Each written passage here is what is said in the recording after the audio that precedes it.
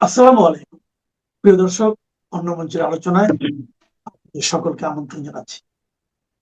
আজ আমাদের আমন্ত্রিত অতিথি হিসেবে আছেন সাংবাদিক ও কলামিস্ট জনাব মঞ্জুর আলম পান্না। জনাব মঞ্জুর আলম পান্না, আপনাকে আমাদের অনুষ্ঠানে স্বাগত জানাচ্ছি। অনেক অনেক শুভেচ্ছা মাসুদ ভাই। জনাব জনাব পান্না, আপনাকে জিনিস খেয়াল করবেন যে আমরা তো অনেকদিন ধরে কথা বলছি, আপনিও বলছেন, আমিও বলছি। আওয়ামী লীগ আমলেও বলতাম, সরকারের সমালোচনা করতাম, সরকারের অপকর্মগুলির সমালোচনা করতাম। অন্তর্বর্তী সরকারের আমলেও আমাদের প্রত্যাশার সঙ্গে যখন না মিলত প্রাপ্তিটা, আমরা কথা বলতাম এবং আমাদের মনে হতো যে আমরা বোধহয় সাধারণ মানুষের চিন্তাটাই আমাদের মধ্যে বেরোচ্ছে, এরকম কথা আমাদের মনে হতো। অনেকেও বলতো নতুন সরকার এসেছে, তাদের নিয়েও আমাদের একটা বড় প্রত্যাশা ছিল যে তারা তো ওইগুলো দেখে এসেছে। তারা দেখেছে যে আওয়ামী লীগ সরকারের কর্মকাণ্ডের প্রতিক্রিয়া সাধারণ মানুষের মধ্যে কি। তারা দেখেছেন যে অন্তর্বর্তীকালীন সরকারের যে কর্মকাণ্ড, তার প্রতিক্রিয়া মানুষের মধ্যে কেমন। তো আমাদের কিন্তু একটা প্রত্যাশাই ছিল যে অনেক ঝড়-ঝাপটা পেরিয়ে এই সরকারটা এসেছে, ওনারাও বুঝতে পারবেন যে পিপলস এর পালসটা কি, সাধারণ মানুষ কি চায়, আসলে সাধারণ মানুষ কি দেখতে চায় না। মিনিমাম আমরা এটুকু তো বুঝি, সাধারণ মানুষ দলীয়করণটা দেখতে চায় না, অতি দলীয়করণ দেখতে চায় না। এগুলো তো আমাদের একটা প্রত্যাশাই ছিল। কিন্তু গত কয়েকদিন কি দেখলেন আপনি? আপনার প্রত্যাশার কতটুকু বাস্তবায়ন হচ্ছে বলে আপনি মনে করছেন? আমরা হোঁচট খেয়েছি, খুব কষ্টের সঙ্গে বলতে হচ্ছে মাসুদ ভাই যে আমরা হোঁচট খেয়েছি।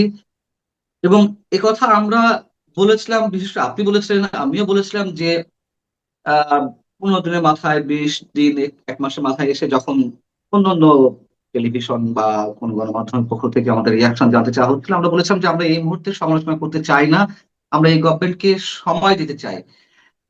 ন্যূনতম 3 মাস সময় দিতে চেয়েছিলাম, আমি অন্তত বলেছিলাম যে 3 মাসের আগে সমালোচনা করতে চাই না। কিন্তু আহ আমরা বোধহয় এখন সরি বলতে বাধ্য হচ্ছি যে 3 মাস সময় আমরা নিতে পারছি না। তখন এই যে 1 মাস 20 দিন সময় হলো, 18ই ফেব্রুয়ারি এই গভর্নমেন্ট ওথ নিল, তারপরে 1 মাস 20 দিন হলো, এর মধ্যে কিন্তু অনেক কিছু ঘটে গেছে, হয়তো ওভারলুক করা যায়। কিন্তু সাম্প্রতিক সময়ে এসে মানে গত 8-10 দিনের মধ্যে যা কিছু ঘটছে, এখন আসলে সমালোচনা না করে পারছি না। তার কারণ অনেকে বলছেন, অনেকে আমরা এই শব্দ উচ্চারণ করতে চাচ্ছি যে তারেক রহমান সরকার যেন ডক্টর ইউনূস সরকারের এক্সটেনশন না হয়। ডক্টর ইউনূসের 18 মাস তো আমাদের শ্বাসরুদ্ধকর অবস্থায় গেছে সব দিক থেকে, সব দিক থেকে। হুম। এবং আপনি যেটা বলছিলেন যে মানুষের একটা আকাশচুম্বী প্রত্যাশা না হোক, মোটামুটি একটা প্রত্যাশা ছিল না আওয়ামী লীগের যে নানান ধরনের অপকর্ম, বিভিন্ন ধরনের অভিযোগ তাদের বিরুদ্ধে, সেখান থেকে ডক্টর ইউনূসের প্রতি একটা প্রত্যাশা ছিল। ডক্টর ইউনূস তো সেই প্রত্যাশার ধারে কাছে না, বরঞ্চ দেশটাকে 5 পিছিয়ে দিয়ে গেছেন নানান দিক থেকে, এগুলো তো আমরা আলোচনা করেছি। এখন সেই ডক্টর ইউনূসের প্রেতাত্মারা সম্ভবত এই সরকারের মধ্যে ঘাপটি মেরে বসে আছে, অথবা যে কোনো ভাবে সরকারের শীর্ষস্থানে যারা রয়েছেন কোনো এক তাদের হাত পা বাঁধা। এবং হাত পা বাঁধা কোথায়, আমি এক জায়গা থেকে বলি, একটা এক্সাম্পল দিই। সেটি হচ্ছে যে শুল্ক চুক্তি, মার্কিন শুল্ক চুক্তি, মানে যুক্তরাষ্ট্রের সঙ্গে আমাদের যে শুল্ক চুক্তি হয়েছে, এটি ডক্টর ইউনূস সরকারের সময় থেকে আমরা বলে আসছি। আমি অসংখ্যবার বলেছি যে নেক্সট যে গভর্নমেন্ট আসছে, এবং আমরা ধরেই তো নিয়েছিলাম যে বিএনপি ক্ষমতা আসছে, যদি ন্যূনতম একটা ফ্রি ফেয়ার নির্বাচন হয়, যদি বিএনপি ক্ষমতা আসে, তাহলে সেই বিএনপি গভর্নমেন্টের ডানা ছেড়ে ফেলা হলো। এবং আমরা দেখছি ডানা সম্ভবত ছেটে ফেলাই হয়েছে, সেই কথাই বাস্তবায়িত হয়েছে। মার্কিন শুল্ক চুক্তি আপনি দেখুন যে আমরা তেল কিনবো রাশিয়ার কাছ থেকে, যুক্তরাষ্ট্রের অনুমতি নিতে হয়, হ্যাঁ। আবার ডক্টর ফজলুর রহমান এসে এখন বলছেন যে এর মধ্যে কোনো গোপনীয়তা নেই। এই গোপনীয় শব্দ নিয়ে আমরা 1 বছর ধরে তর্ক বিতর্ক করলাম, এখন বলছে কোনো গোপনীয়তা নেই। তার মানে কি? আচ্ছা, যদি যদি যদি গোপনীয়তা না থাকে, তাহলে পুরো চুক্তিটা পাবলিক করতে সমস্যা নেই, পাবলিক জানাই দেয় চুক্তিতে কি কি আছে না আছে। সেটাই তো কথা। এবং পরবর্তীতে একটা পর্যায়ে এসে তারা না জানালেও মোটামুটি এটি ওপেন সিক্রেট হয়ে গেল কি কি ছিল সেখানে। আমরা তেল কোত্থেকে কিনতে পারবো, আমরা আমাদের আগ্নেয়াস্ত্র কোত্থেকে কিনতে পারবো, আমরা আমাদের পারমাণবিক বিদ্যুৎ কেন্দ্রের জন্য যে সাপোর্টিং লজিস্টিক সাপোর্ট গুলো, সেগুলো আমরা কোত্থেকে নিতে পারবো, এই সব কিছু যুক্তরাষ্ট্রের অনুমতি ছাড়া কিছুই করতে পারবো না। এবং সেটাই হচ্ছে। এই গভর্নমেন্ট আসার পর সেটা দেখলাম যে আমরা তেল কিনবো এই ক্রাইসিসের মোমেন্টে, সেখানে যুক্তরাষ্ট্রের কাছে আবেদন জানানো হলো, কিন্তু পরবর্তীতে এসে বলা হলো যে না, আমরা এমন কিছু বলিনি। এই যে মিথ্যার আশ্রয় নেওয়া, এগুলো কোনো প্রয়োজন ছিল না। আপনি দেখুন যে নির্বাহী বিভাগ থেকে বিচার বিভাগ পৃথকীকরণের যে বিষয়টি, সেই মাজহার হোসেন মামলার আমরা 1996 সালে ব্যারিস্টার ইশতিয়াক আহমেদ উনি এটি মামলা পরিচালনা করছিলেন, মামলা করেছিলেন সাবেক বিচারক মাজহার হোসেন সাহেব। সেই 96 97 থেকে শুরু করে 3 দশক কেটে গেল, কোন গভর্নমেন্টই বিচার বিভাগকে আলাদা করতে চায় না। এবং আমি জুলাই সনদকে এতটুকু গুরুত্ব দিই না, বিন্দু মাত্র গুরুত্ব দিই না, বিকজ এটি গড়ে উঠেছে একটা প্রতারণার উপরে। এবং এই জুলাই সনদকে একটা বিশেষ গোষ্ঠী ব্যবহার করতে চাইছিল, রাষ্ট্রীয় ক্ষমতা নিয়ন্ত্রণ থেকে শুরু করে আরো অনেক কিছু। আমি জুলাই সনদের কথা বাদ দিলাম, সংবিধান সংস্কার পরিষদ হয়নি, আমি নিজে সাপোর্ট করেছি, বিএনপি এই জায়গায় ঠিক আছে, সংবিধান সংস্কার পরিষদ কোনো দরকার নেই, সংবিধান সংশোধনের জন্য আলাদা কোনো পরিষদ গঠনের কোনো ধরনের প্রয়োজনীয়তা নেই। কিন্তু এই কথাও তো বলে এসেছি যে মানুষের কল্যাণের জন্য, কল্যাণমুখী রাষ্ট্রের জন্য যা কিছু সংশোধন করা দরকার সংবিধানের, সেগুলো সংখ্যাগরিষ্ঠতার ভিত্তিতেই করা দরকার। বিএনপি সেখানে 2/3 সংখ্যাগরিষ্ঠতা নিয়ে এসেছে। সেখানে তারা, আমরা দেখলাম যে মানুষের যে প্রত্যাশাটা ছিল তার ধারে কাছে দিয়ে হাঁটছে না। এবং এই যে বিচার বিভাগ থেকে নির্বাহী বিভাগ পৃথকীকরণের যে বিষয়টি, এটি তো বিএনপি 31 দফা কর্মসূচিতে ছিল।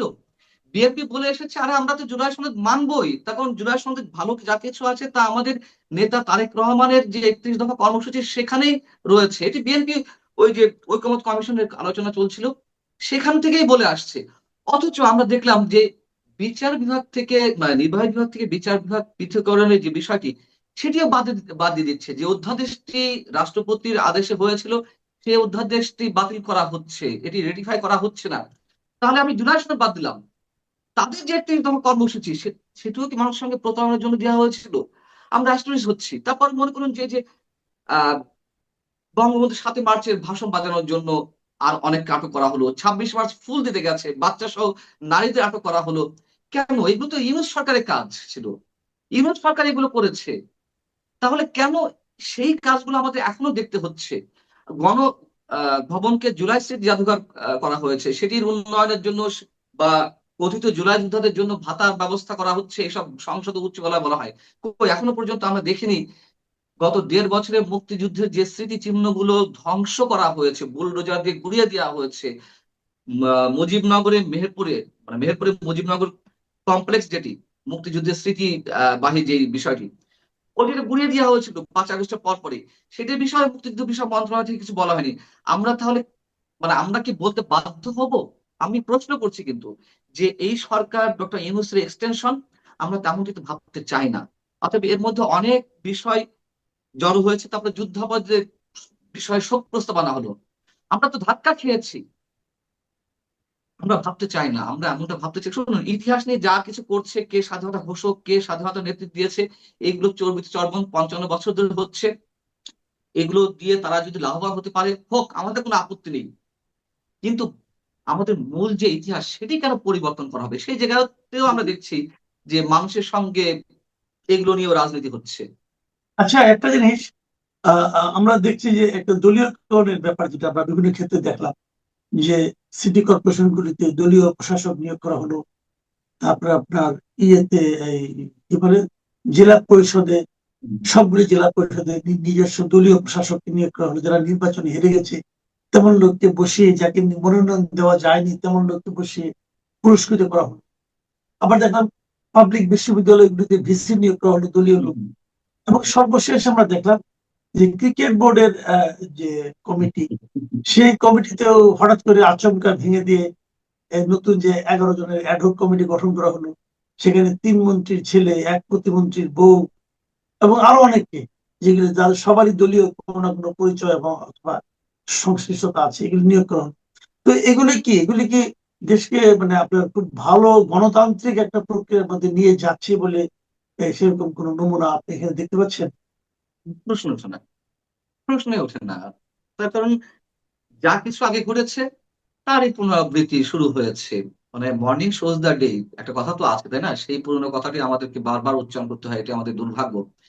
তো প্রথমে কিছু চমক আমরা পেয়েছিলাম, আমরা খুবই আশান্বিত হয়েছিলাম যে শুল্কমুক্ত গাড়ি এমপিরা নেবেন না, মন্ত্রীরা নেবেন না, অথবা কোনো কোনো মন্ত্রী তার সরকারি বাসভবনে উঠবেন না। তারেক রহমান সাহেব তার প্রোটোকলের যে গাড়ি বহর সেই সংখ্যা কমিয়ে আনলেন। এইসব জায়গা থেকে না আমরা আহ মানে আমাদের চাওয়ার জায়গাটা তো অল্প, মানুষের চাওয়া কিন্তু খুব বেশি না, বেসিক কিছু জায়গা পূরণ করলেও হলো। কিন্তু ওই চমক দেওয়া পর্যন্তই, এরপরে আর কি? হ্যাঁ, এটি যে মানে আমাদের স্বীকার করতে হবে, আহ ফুয়েলের যে ক্রাইসিস, জ্বালানির যে ক্রাইসিস ইরান যুদ্ধকে কেন্দ্র করে, তার মধ্য দিয়ে জ্বালানি তেলের দামটা হয়তো বাড়ানো হয়নি। এটি ভালো, আমরা এটিকে অবশ্যই সাধুবাদ জানাই, এটি অবশ্যই সরকারের প্রশংসা করি, কিন্তু সেটি কাভার করবে কিভাবে সেটি একটি প্রশ্ন।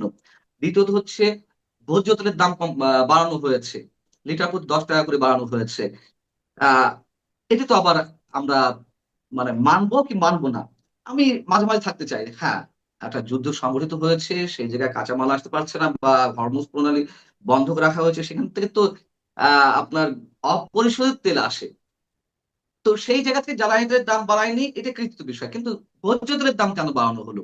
এটি তো একটা কোশ্চেন।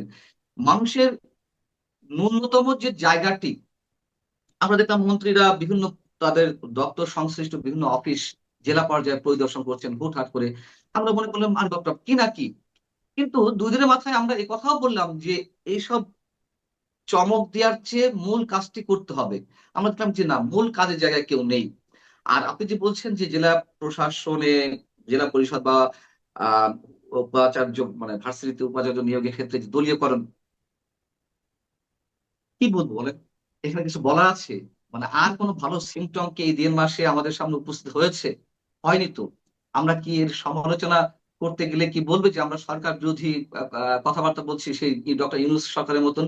অথবা আওয়ামী লীগের সময় যে আমাদেরকে বিএনপি জামাতের দালাল বানিয়ে দেওয়া হতো, এখন কি আবার বানিয়ে দেওয়া হবে আওয়ামী ফ্যাসিস্টের দোসর?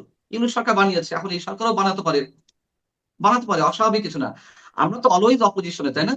অপোজিশন বলতে আমরা সরকারের খারাপ কাজগুলোর সমালোচনা করি, এটাই তো একজন সাংবাদিকের কাজ, এটি একজন একজন সাংবাদিকের বৈশিষ্ট্য।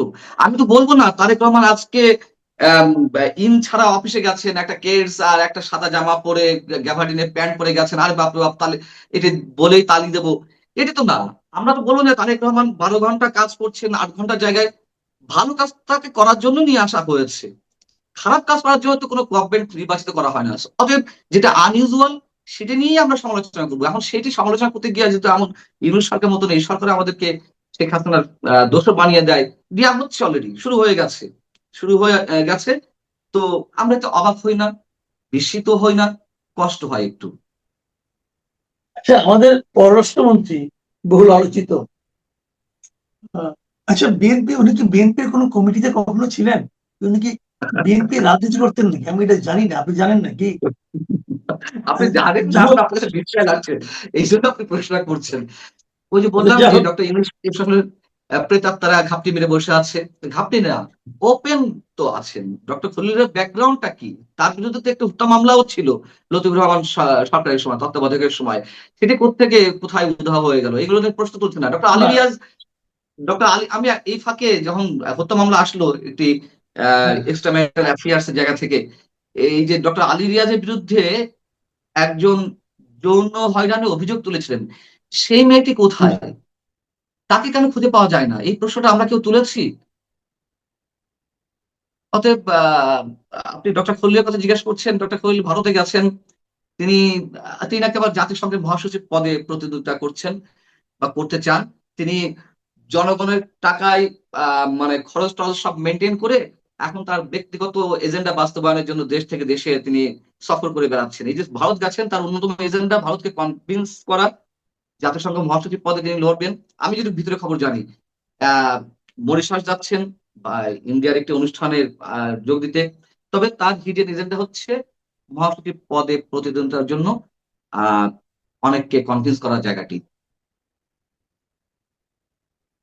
এখানে একটা বিষয় হলো কি, উনি, আমি যতটুকু পত্রপত্রিকা পড়লাম যে উনি নাকি এখানে নাকি এই কূটনৈতিক সফরে এই 4টি বিষয়কে বেশ প্রাধান্য দেওয়া হবে বলে বলা হচ্ছে। এর মধ্যে বিভিন্ন পত্রিকা দেখলাম যে উল্লেখযোগ্য একটা বিষয় হচ্ছে শরীফ ওসমান হাদির হত্যার সঙ্গে যারা যুক্ত আসামি ছিল তাদের প্রত্যর্পণ করে। তো আমি না একটা জিনিস বুঝি না, সেটা হলো শরীফ ওসমান হাদির যারা খুনি তাদেরকেও, তারা ওখানে আছে, ইন্ডিয়াতে আছে, তাদেরকে তো ফিরিয়ে আনতেই হবে, বিচার করতে হবে। কিন্তু এই যে আমাদের জুলাই আন্দোলন হলো, এই জুলাই আন্দোলনে যারা হত্যার অভিযোগে অভিযুক্ত তারাও তো অনেক এখানে আছে। তো কোনটা বেশি ইম্পর্টেন্ট, মানে শরীফ ওসমান হাদির হত্যাকারীকে আনা, নাকি জুলাই হত্যার যারা দায়ী ছিল, যাদের মধ্যে অভিযোগ আছে, বিচার করতে হলে তো আসামিদের লাগবে। তো অনুপস্থিতিতে বিচারটা তো ভালো না। তো তাদেরকে আনা, দুইটাই তো আলোচনার বিষয় থাকতে পারে, কিন্তু শরীফ ওসমান হাদিকে বিশেষ গুরুত্ব দেওয়া হচ্ছে, এটা আপনার কাছে কেমন লাগছে? সবই পলিটিক্যাল। প্রথম কথা হচ্ছে জুলাই হত্যাকাণ্ডের নায়কেরা বা হত্যাকারীরা, আত্মস্বীকৃত খুনিরা দেশেই আছে, দেশেই আছে, সরকারের আশেপাশে আছে, সংসদের মধ্যেও আছে বলে অনেকের অভিযোগ। এখন বিষয় হচ্ছে যে হত্যাকাণ্ডগুলো কারা ঘটিয়েছে সেটি নিয়েও তো প্রশ্ন আছে। মানে আমি যদি বলি যে আওয়ামী লীগ ঘটিয়েছে, সেটি নিয়েও আমরা কথা বলেছি, আসলে এর পিছনে কারা ছিল, কে কি করেছে। আমি যদি স্পষ্ট করে বলি যে আত্মস্বীকৃত খুনিরা তো এখানে আছে, এনসিপির কিছু নেতা আছে না, তারা বলেছে না যে আমরা বিটিভি ভবনে, আমরা মেট্রো রেল ভবনে আগুন ধরিয়ে দিয়েছি, আমরা পুলিশ হত্যা করেছি। ওই মাহাদি নামে একটা ছেলে, রংপুরের না কোথাকার একটা বাচ্চা ছেলে, সে মানে খুব নিজেকে জাহির করে বললো যে এসআই সন্তোষকে আমরা হত্যা করেছি, আমরা আহ আহ, থানা জ্বালিয়ে দিয়েছি, পুড়িয়ে দিয়েছি। তো তাদেরকে তো আটক করা হচ্ছে না, ওই যে দায় মুক্তি দেওয়া হয়েছে। এখন দায় মুক্তি যদি দেওয়া হয়ে থাকে, আমি কি করে বলবো যে ভারতে যারা আছে তারাই প্রকৃত হত্যাকারী? আচ্ছা, আমি ফর্মাল জায়গায় যদি কথা বলতে হয়, ঠিক আছে, তারা হত্যাকারী, মানে অভিযুক্ত হত্যাকারী, অন্তত মামলা হয়েছে। একটু ওসমান হাদির কথা বললেন, দেখুন এটা রাজনীতি। এখন ওসমান হাদির হত্যাকাণ্ডে বিচারের দাবিতে ইনকিলাব মঞ্চ নির্বাচনে মাত্র 3-4 দিন আগে যমুনা ঘেরাও করলো। যমুনা ঘেরাও করে বললো যে জাতিসংঘের তত্ত্বাবধানে এই হত্যাকাণ্ডের তদন্ত করতে হবে এবং এই নির্বাচনের আগেই হত্যাকাণ্ডের বিচার করতে হবে। মানে একটা কি বলে, এটা ছেলে মানুষ ঠিক না। মানে এটা এটা আমি বলবো যে ইন্টেনশনালি নির্বাচনে যেখানে 3-4 দিন বাকি আছে, তার মধ্যে নাকি হাদি হত্যাকাণ্ডের বিচার করতে হবে। হ্যাঁ, তাহলে কেউ তাদেরকে দিয়ে বলিয়েছে, ইচ্ছাকৃতভাবে আনরেস্ট তৈরি করা একটি বিষয় হচ্ছিল। এখন বিষয় হচ্ছে যে হাদি হত্যাকাণ্ডে মানে যারা খুনি, যারা ধরা পড়েছে এখানে, ফয়সাল সহ আরো কয়েকজন, তাদেরকে ফিরিয়ে আনা বিষয়টি এটিও রাজনৈতিক। এখন এই হত্যাকাণ্ডের সঙ্গে এমন কেউ জড়িত, আমিও বিশ্বাস করি, যারা ডিপ স্টেটের হয়ে খেলছিল, অথবা ডিপ স্টেটের পরিকল্পনা অনুযায়ী হাদিকে হত্যা করা হয়েছে। নয়তো হাদি এমন কোনো ফিগার না যে হাদিকে হত্যা করতে হবে ওই সময়। তো এটা তখন দেশকে একটা অস্থিতিশীল আহ, তৈরি করে নির্বাচন পিছিয়ে দেওয়ার একটা পরিকল্পনা ছিল। এবং কারা হত্যা করেছে এটি গভর্নমেন্টের কাছে মোটামুটি পরিষ্কার। তাদেরকে ধরে নিয়ে এসে, যারা এখন গভর্নমেন্টের বিরুদ্ধে নানান ধরনের হুঙ্কার ছাড়ছে, হুঁশিয়ারি উচ্চারণ করছে, রাজপথ উত্তপ্ত করা ঘোষণা করছে, তাদেরকে একটু মার প্যাচে ফেলার জন্য সম্ভবত এখন হাদি হত্যার যারা হত্যাকারী, মানে খুনি, তাদেরকে ফিরিয়ে আনার বিষয়ে আহ অগ্রাধিকার দেওয়া হচ্ছে। এছাড়া আর কোনো কারণ নেই। মানে ওই যে উইল ফোর্সটা, সত্যি সত্যি বিচারের মানে সুষ্ঠু বিচার কার্যকর করা, এটি আসলে উদ্দেশ্য না, এটি পরিষ্কার। অতএব যারা ফরমালি আমরা বলবো যে হত্যাকারীরা ভারতে পালিয়ে আছে, তাদেরকে না নিয়ে এসে, মানে জুলাই হত্যাকারী, তাদেরকে না নিয়ে এসে কেন হাদি হত্যার খুনিদের আনা হচ্ছে বা গুরুত্ব দেওয়া হচ্ছে, মূল বিষয়টা এখানে, সবই পলিটিক্যাল, আর কিছু না। জি, আমরা একদম শেষ পর্যায়ে আছি। আমি এক শেষ প্রশ্নটা আপনাকে করতে চাচ্ছি, সেটা হলো যে এই যে বিভিন্ন অধ্যাদেশ, 133টা অধ্যাদেশের মধ্যে 98টা তারা পাশ করে নিচ্ছে, এবং 4টাকে বাতিল করলো, যেটা নিয়ে আপনি বললেন যে বিচার বিভাগ নিয়ে, এবং কতগুলিকে সংশোধন করা হচ্ছে। এই সংশোধন যে 16টা করা হচ্ছে, তার মধ্যে একটা হলো যে অন্তর্বর্তীকালীন সরকার যে আওয়ামী লীগের রাজনৈতিক কর্মকাণ্ড যে এটা নিষিদ্ধ করেছিল বিচার চলাকালীন, সেটাকে একটু তারা চেঞ্জ করতেছে। চেঞ্জটা এমন যে এই নিষিদ্ধ করলেও এই সময় যদি কেউ করতো নিষিদ্ধ থাকাকালীন, যদি স্লোগান দিত অথবা অনলাইনে লেখালেখি করতো, তাদের জন্য কি শাস্তি হবে এই বিধানটা কিন্তু অন্তর্বর্তীকালীন সরকার নির্ধারণ করেনি। এখন চেঞ্জটা হচ্ছে এটাই, তারা শাস্তিটাও নির্ধারণ করে দেওয়ার চেষ্টা করতেছে, মানে নির্ধারণ করে দেবে, এটা এরকম আমি যতটুকু জানি আর কি। তার মানে এটা তো অন্তর্বর্তীকালীন সরকারের সময় যেরকম ছিল আইনটা, এখন তার চেয়েও আরো বেশি কঠিন করা হচ্ছে আওয়ামী লীগের নিষিদ্ধ করার ব্যাপারে। অথচ এই সরকারকে, মানে এই বিএনপিকে, আমরা বিএনপির চেয়ারপারসন টাইম ম্যাগাজিনের কাছে ইন্টারভিউতে বলেছিল তারা কোনো রাজনৈতিক দলকে নিষিদ্ধ করতে চায় না। তাদের বিএনপি এখানে যারা ছিলেন তারাও বলেছেন তারা কোনো নিষিদ্ধ করতে চান না। কিন্তু এখন দেখা যাচ্ছে অন্তর্বর্তীকালীন সরকার নিষিদ্ধ করেছে, সেটার মধ্যে আরো তারা শাস্তিটা যুক্ত করতেছে, মানে আরো জটিল করতেছে। তো এটা কি, এটা কি স্ববিরোধিতা নাকি এটাই আসলে বিএনপি চেয়েছিল মনের থেকে? এবং যদি এটা চায় তাহলে কি বিএনপির জন্য এটা রাজনৈতিক ভাবে কোনো বাড়তি সুবিধা দেবে? প্রশ্ন ওঠে না বাড়তি সুবিধা দেওয়ার। আপনার শেষ প্রশ্নটা দিয়ে শুরু করি। বাড়তি সুবিধা দেওয়ার প্রশ্নই ওঠে না, বরং এটি আত্মঘাতী হবে। মানে বিএনপি জেনে শুনে বিষ পান করা যে বিষয়টি, সেটি করছে। তখন আওয়ামী লীগের রাজনীতি নিষিদ্ধ করে আওয়ামী লীগকে অবদমিত করে রাখা সম্ভব নয়। এটি চর্বিত চর্বণ, এটা আমরা বলে আসছি, এখনো বলছি। যখন জামাতকে নির্বাহী আদেশে নিষিদ্ধ করা হয়েছিল 2024-এর 2রা আগস্ট সম্ভবত, আওয়ামী লীগ সরকার পতনের আগে আগে, তখন কিন্তু আমরা সমালোচনা করেছিলাম। জামাত যুদ্ধাপরাধী সংগঠন হিসেবে অভিযুক্ত হওয়া সত্ত্বেও, জামাত আমাদের স্বাধীনতা বিরোধী শক্তি হওয়া সত্ত্বেও আমরা কিন্তু সেটির সমালোচনা করেছি। যদি জামাতকে নিষিদ্ধ করতে হয়, আইনের আওতায় নিয়ে এসে নিষিদ্ধ করতে হবে। আর আমি জামাতের সঙ্গে অবশ্যই আওয়ামী লীগের তুলনা করতে চাই না। আওয়ামী লীগ আওয়ামী লীগের বিরুদ্ধে, মানে ওই সরকারে থাকাকালীন অবস্থা অনেক ধরনের অভিযোগ আছে, গুরুতর অভিযোগ আছে, সব ঠিক আছে। কিন্তু আমি কোনো অবস্থায় স্বাধীনতা বিরোধী শক্তির সঙ্গে, জামাতের সঙ্গে আওয়ামী লীগের তুলনা করব না। তারপরও যে প্রশ্নটা স্পেসিফিকলি তুলেছেন, সেটি হচ্ছে বিএনপি সম্ভবত মনে মনে চেয়েছিল। আপনি নিজেও একটি কন্টেন্টে যে শিরোনামটি ছিল, তাহলে বিএনপি কি মনে মনে চেয়েছিল? সম্ভবত চেয়েছিল। তার কারণ যখন আওয়ামী লীগ নিষিদ্ধের বিষয়টি ওঠে, তখন বিএনপি উদারতার পরিচয় দিচ্ছিল, না আমরা কোনো রাজনৈতিক দলকে নিষিদ্ধ করার পক্ষপাতী না। যখন কিছু জঙ্গি আর কিছু রাজনৈতিক দল তারা এই আওয়াজটি তুললো যে আওয়ামী লীগ রাজনীতি নিষিদ্ধ করতে হবে, তখন হুট করে, মানে তাড়াহুড়া করে 2 দিনের মধ্যে সন্ত্রাস বিরোধী আইনে সংশোধন করা হলো। যেহেতু জাতিসংঘ এবং আন্তর্জাতিক মানবাধিকার সংগঠনগুলোর একটি চাপ ছিল যে রাজনৈতিক দলকে নিষিদ্ধ করা ঠিক না, সেই জায়গায় তারা কি করলো, রাজনৈতিক কার্যক্রম নিষিদ্ধ করলো, সন্ত্রাস বিরোধী আইনে 18 এবং 20 ধারা সংশোধন করলো, করে আওয়ামী লীগের রাজনৈতিক কার্যক্রম নিষিদ্ধ করলো। এখন যেহেতু 30 দিনের মধ্যে অতীত অধ্যাদেশ আকারে হয়েছিল সংশোধনীটা, রাষ্ট্রপতি অধ্যাদেশের মাধ্যমে, পরবর্তী প্রজ্ঞাপন করা হলো ডক্টর ইউনূসের নির্বাহী আদেশে, আওয়ামী লীগ রাজনৈতিক কার্যক্রম নিষিদ্ধ করা হলো। এখন 12ই এপ্রিলের মধ্যে যদি এটা না তুলে বা রেটিফাই না করে, তাহলে আওয়ামী লীগ অটোমেটিক্যালি রাজনীতিতে চলে আসবে।